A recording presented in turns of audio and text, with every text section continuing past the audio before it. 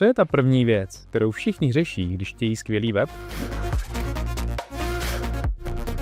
Nejdříve je potřeba připravit zadání pro tvůrce webu. Jako první doporučuji udělat si analýzu a začít tím, že se podíváte na svou konkurenci a trochu se inspirujete. Ušetříte tím čas a můžete se soustředit na to, co je důležitější. V dalším kroku bude potřeba si vytvořit takzvanou mapu stránek. Tady doporučuji se držet pravidla kdo, co, jak, proč a kde. Pojďme si tuto poučku ale blíže specifikovat. Kdo je vlastně představení vaší společnosti? Co? Jedná se o produkty nebo službu? Jak? Kdy vysvětlíte, jak produkt vyrábíte anebo službu provádíte? Proč? Proč si mám vaši službu či produkt zakoupit a zrovna u vás?